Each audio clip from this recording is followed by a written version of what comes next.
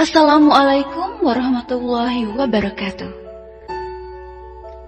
Ad-dunya kulluha mata, wa khairu mata'ud dunya al-mar'atu salihah. Dunia seluruhnya adalah perhiasan, dan sebaik-baiknya perhiasan adalah istri yang soleha. Inilah istri yang soleha. Episode ke-25. Memangnya aku wanita seperti apa? Tanya Anita langsung mengejar Zaidan yang berjalan di depannya. Zaidan tidak menjawab. Dia terus melangkahkan kakinya berjalan untuk mencari taksi. Hei, memangnya aku wanita seperti apa? Tanya Anita lagi ketika dia sudah berhenti. Zaidan menggeleng-gelengkan kepalanya tak menghiraukan pertanyaan Anita. Hei, kenapa tidak jawab? Anita terlihat marah. Apa kamu seorang muslimah? Zaidan bertanya tanpa melihat Anita, memperhatikan mobil yang lalu lalang di depannya. Iya, aku orang Islam. Zaidan tersenyum sinis. Kenapa pakaianmu seperti itu? Anita langsung melihat bajunya. Kenapa bajuku? Anita melihat Zaidan heran. Apa kamu benar-benar tidak tahu kewajiban seorang muslimah? Zaidan terlihat cengkel harus melayani pertanyaan Anita. Kenapa kamu mengkritik bajuku? Bagaimana dengan sikapmu yang tidak sopan, yang tidak melihat lawan bicaramu? Anita terlihat kesal. Zaidan tidak menjawab. Dia nampak sibuk menunggu taksi yang tak kunjung muncul. Walaupun di dalam hatinya dia mengatakan, jika sikapnya sekarang adalah bentuk kesopanan tertinggi dari seorang laki-laki yang tidak berani melihat aurat seorang wanita.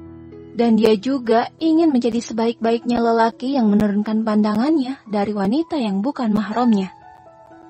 Anita yang terus diacuhkan tampak bersungut-sungut. Dia dengan kesal meninggalkan Zaidan menuju mobilnya. Aisyah memeluk Alfian.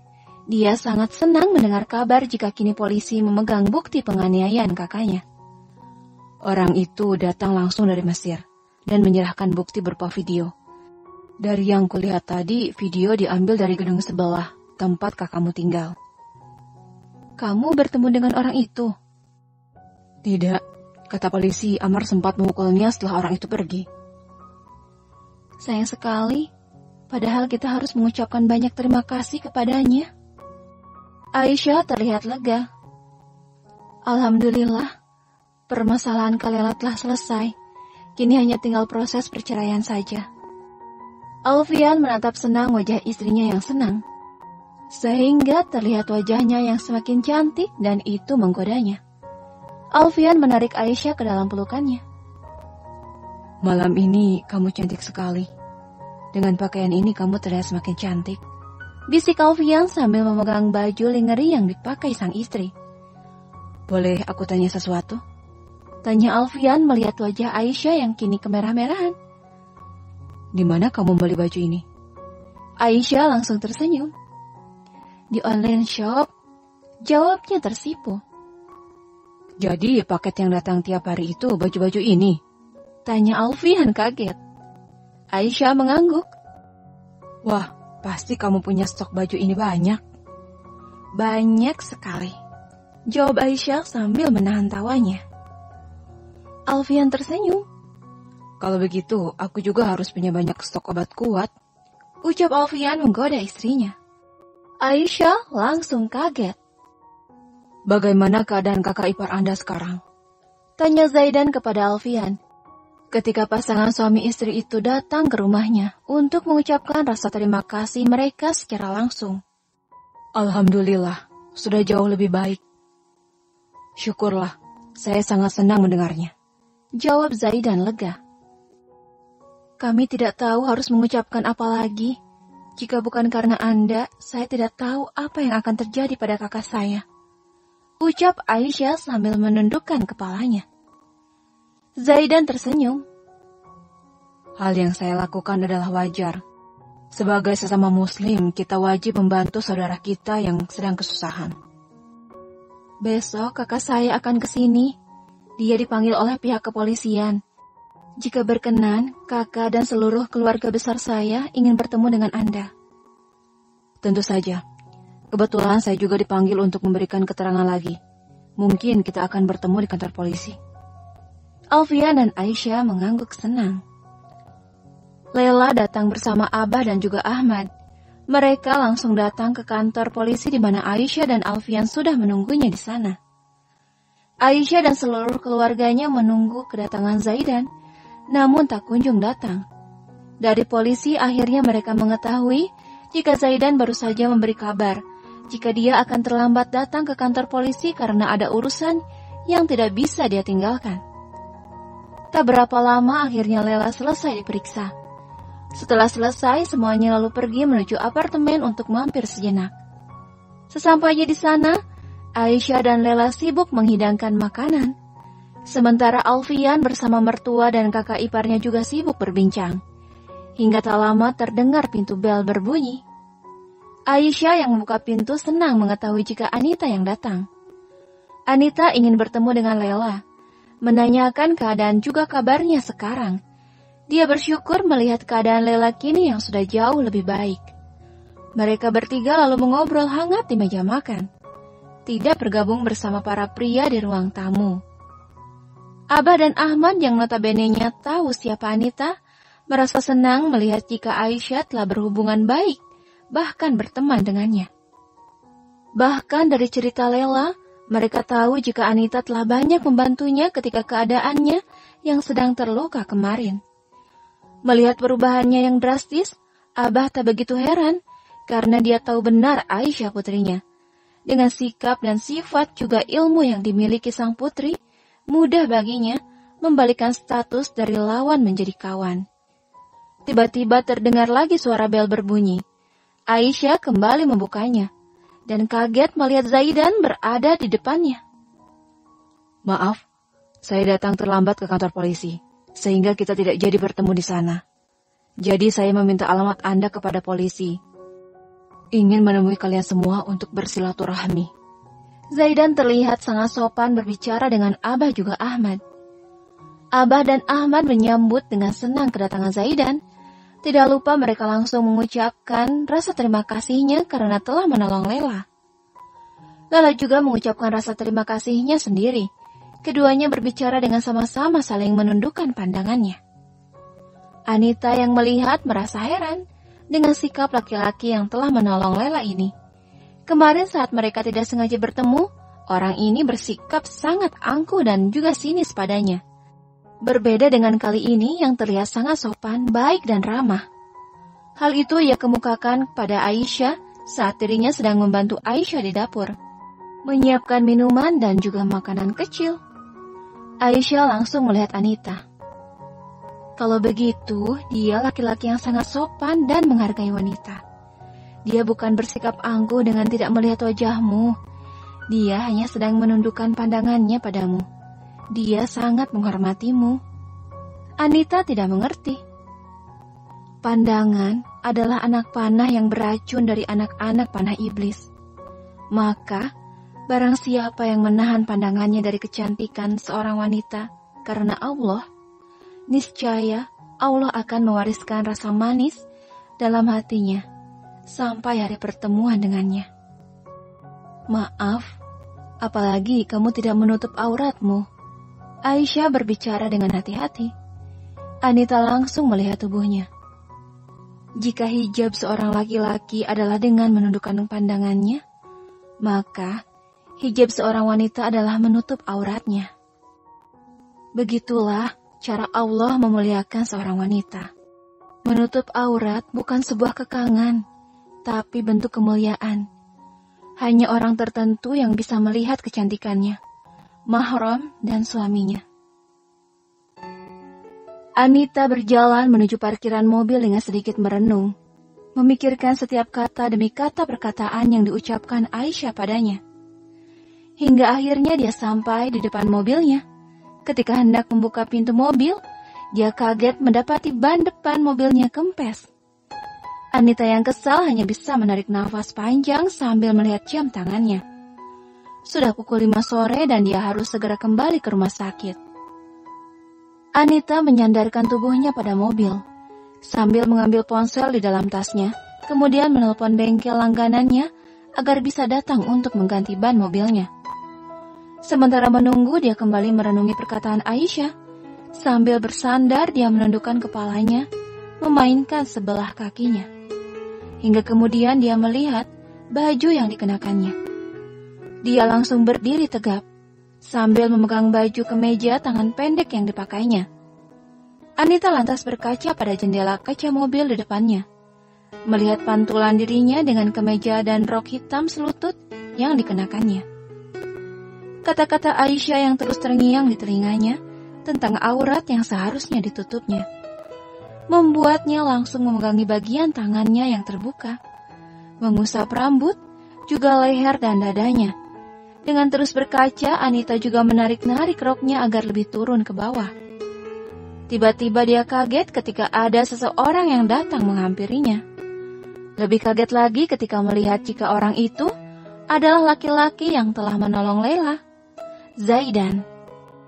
Anita terus melihatnya, walaupun laki-laki itu sama sekali tak meliriknya. Melihat Zaidan yang terus berjalan ke arahnya, membuatnya lantas menyadari jika mobil tempatnya berkaca tadi itu adalah mobil milik Zaidan. Ia yang merasa malu langsung mundur, mendekati mobilnya sambil salah tingkah. Berpikir jika laki-laki itu pasti melihat apa yang sudah dilakukannya tadi. "Apa ban mobilnya kempes?" tanya Zaidan mengagetkan Anita. Iya. Zaidan berjalan menghampirinya sambil terus melihat ke arah ban mobilnya yang kempes. Dia berjongkok untuk memeriksanya. "Apa ada ban serep?" "Ada." Zaidan langsung berdiri. "Saya akan bantu mengganti ban mobil Anda." Zaidan akan menggulung lengan bajunya. "Tidak perlu, tukang bengkel sebentar lagi ke sini," jawab Anita dengan cepat. "Baiklah kalau begitu." Zaidan kembali berjalan menghampiri mobilnya, sementara Anita mengangkat ponselnya yang berdering. "Apa? Bisa minta tolong dokter lain dulu untuk mengenanganinya? Saya mungkin akan terlambat datang. Ban mobil saya kempes." Anita berbicara dengan panik dengan seseorang di ujung telepon. Dia semakin terlihat panik ketika orang itu memberitahunya jika tak ada dokter lain juga yang bisa mengoperasinya saat ini. Zaidan yang akan buka pintu mobilnya langsung tertegun, tak sengaja mendengar percakapan telepon Anita. "Masuklah, saya akan mengantar Anda ke rumah sakit." Anita kaget. Dia langsung menggelengkan kepalanya. "Tidak perlu, saya akan naik taksi saja," jawabnya sambil memasukkan ponselnya ke dalam tas. "Sepertinya ada pasien yang sangat membutuhkan Anda, Bu Dokter. Lagi pula di jam seperti ini akan sulit mendapatkan taksi." Anita langsung tertegun. "Masuklah. Kebetulan saya juga akan ke rumah sakit." Mendengar itu, Anita langsung berpikir jika memang sebaiknya dia ikut sekalian dengannya, karena ada pasien darurat yang harus segera dioperasi olehnya. "Baiklah, terima kasih sebelumnya." Anita dengan ragu membuka pintu mobilnya. Dia lalu masuk dan duduk dengan tanpa melihat Zaidan di sebelahnya. Begitu juga dengan Zaidan. Walaupun sebenarnya merasa risih karena harus berduaan di dalam mobil dengan wanita yang bukan mahramnya. Akan tetapi rasa kemanusiaan membuatnya untuk sementara mengesampingkan hal itu. Wanita ini yang baru dia ketahui adalah seorang dokter harus segera tiba di rumah sakit, karena ada pasien darurat yang harus ditanganinya. Sepanjang perjalanan keduanya hanya diam membisu. Zaidan menyetir dengan fokus, tak pernah sekalipun melirik Anita di sampingnya. Demikian juga dengan Anita, tampak sedikit risih dengan terus memegangi roknya. Anita tahu jika laki-laki di sebelahnya ini tidak suka padanya, apalagi dengan pakaiannya yang tidak tertutup. Selain dirinya, dia juga yakin jika Zaidan juga merasa risih dengannya. "Rok itu tidak akan otomatis menjadi panjang, walaupun Anda tarik-tarik terus seperti itu," ucap Zaidan tiba-tiba membuat Anita kaget. Anita langsung menarik tangannya, melirik Zaidan, sekilas lalu memalingkan wajahnya ke arah jendela luar. "Aku hanya takut kamu akan risih dengan pakaianku yang tidak tertutup." Zaidan tersenyum. "Jadi lebih takut kepadaku daripada pada Allah?" Anita langsung memalingkan wajahnya melihat Zaidan. Aku tahu apa maksud Anda. Saya tahu jika seharusnya saya seorang muslimah menutup aurat saya. Tidak perlu Anda beritahu lagi. Aisyah sudah memberitahu saya. Anita terlihat kesal. Zaidan lagi-lagi tersenyum. Beruntung sekali Anda mempunyai teman yang mengingatkan Anda akan kebaikan. Anita langsung terdiam. Apa yang dikatakan temanmu itu benar.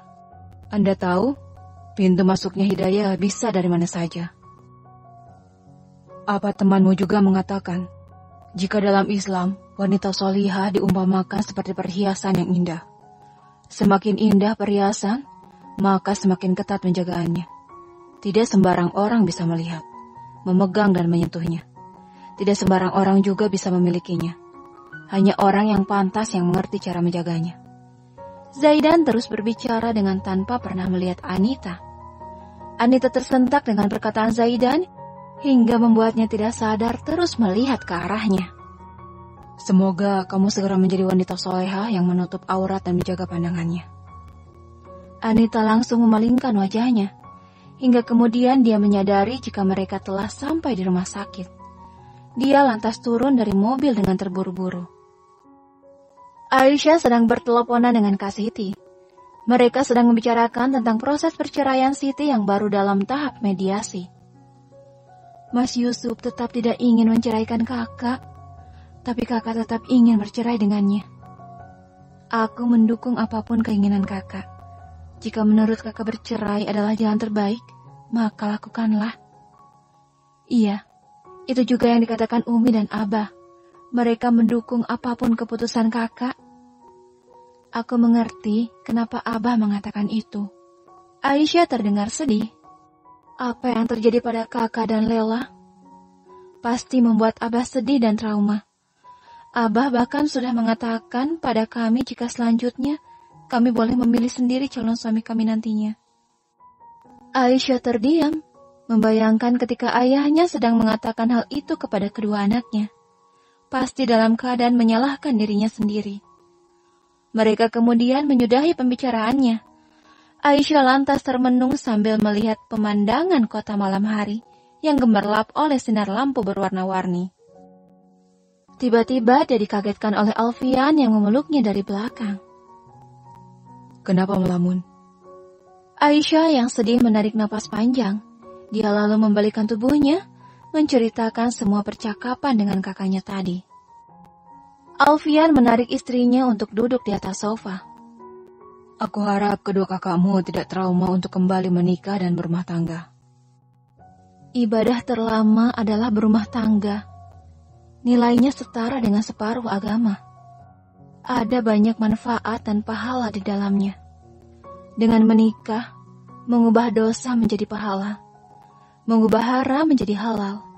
Setelah menikah, kita akan mendapatkan limpahan pahala dari setiap yang dikerjakan. Aku yakin jika kakak-kakakku tidak ingin melewatkan kesempatan itu. Aisyah menatap suaminya. Apa menatapku seperti ini juga berpahala? Aisyah mengangguk sambil tersenyum. Alfian langsung memegang tangan Aisyah. Jika seperti ini, Aisyah kembali mengangguk. Kalau seperti ini, Alfian menarik Aisyah ke dalam pelukannya. Aisyah kaget. Kini mereka saling bertatapan mesra. Alfian lalu menciumi kening juga kedua pipi istrinya. Itu juga berpahala kan? Aisyah mengangguk sambil tersenyum. Kini bibirnya yang dikecup. Itu? Tanya Alfian lagi. Itu juga berpahala, tapi pahalanya kecil. Jawab Aisyah dengan serius. Apa yang besar? Tanya Alfian serius. Berhubungan suami istri adalah sedekah dan merupakan suatu kebaikan yang diberi ganjaran pahala. Jawab Aisyah juga dengan serius. Alfian langsung memangku istrinya, berjalan menuju kamar mereka. Ayo, kita berbuat kebaikan dan mengumpulkan pahala sebanyak-banyaknya. Bersambung.